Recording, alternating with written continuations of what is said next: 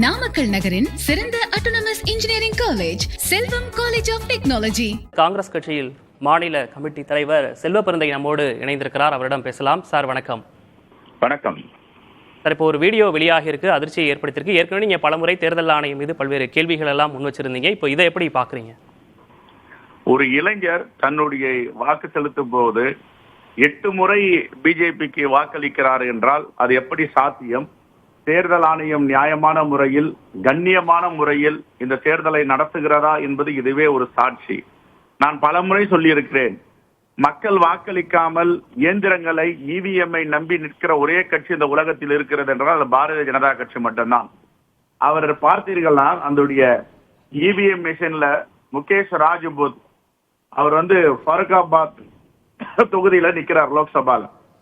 ஆனா இந்த பையன் வாக்களிக்கும் போது சொல்லி வாக்களிக்கிறான், பதிவு பண்றான். அங்க நிக்கிற சமாஜ்வாடி எஸ்பி பார்ட்டி நவல் கிஷோர் சாக்கியா நிக்கிறாரு, பிஎஸ்பியிலேயே கார்த்தினி பாண்டே நிக்கிறாங்க. ஆனா இவங்க 2 பேரும் தேர்தல் ஆணையத்தால் அங்கீகரிக்கப்பட்ட வேட்பாளர். ஜனநாயகம் பாதுகாக்கப்பட வேண்டும். ஜனநாயக மாண்பை தேர்தல் ஆணையம் சரியாக நடைமுறைப்படுத்துகிறதா, பாதுகாக்கிறதா என்ற மிகப்பெரிய கேள்விக்குறி. இன்னொரும் தேர்தல் ஆணையம் ஒரு பத்திரிகையாளர் சந்திப்பை நடத்தி இதற்கு விளக்கம் அளித்து இருக்க வேண்டும். யார் இந்த இளைஞர்? எப்படி 8 முறை ஒருவருக்கு வாக்குரிமை கொடுக்கப்படுகிறது? எந்த அரசியலமைப்பு சட்டத்தில் ஒருவருக்கு 1 வாக்கு, 8 வாக்குகள் கொடுப்பது பாஜக அரசியல் மட்டும்தான், அதுவும் பிஜேபியை சார்ந்தவர்களுக்கு. இது வன்மையாக கண்டிக்கத்தக்கது.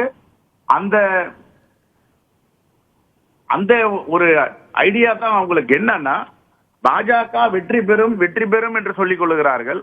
கடந்த முறையும் 2019 தேர்தலில் வெற்றி பெறுவதற்கு வாய்ப்பே கிடையாது.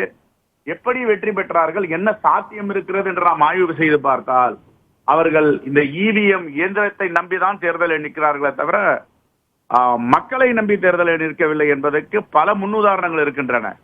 கொடுத்த தேர்தல் வாக்குறுதி நிறைவேற்ற மாட்டார்கள். அகல பாதாளத்துக்கு இந்த இந்திய பொருளாதாரத்தை கீழே தள்ளுவார்கள். சொன்ன வாக்குறுதி எல்லாம் உண்மைக்கு புறம்பான வாக்குறுதி.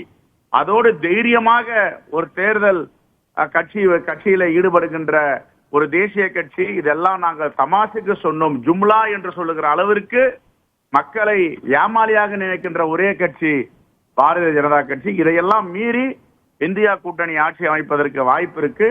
நிச்சயமாக சார், நீங்க ஜனநாயகம் பாதுகாக்கப்பட வேண்டும், தேர்தல் ஆணையம் இதற்கு உரிய விளக்கம் அளிக்க வேண்டும் அப்படின்றதையும் குறிப்பிட்டிருக்கீங்க. இணைப்பில் பேசியமைக்காக நன்றி சார். நாமக்கல் நகரின் சிறந்த autonomous engineering college Selvam college of technology.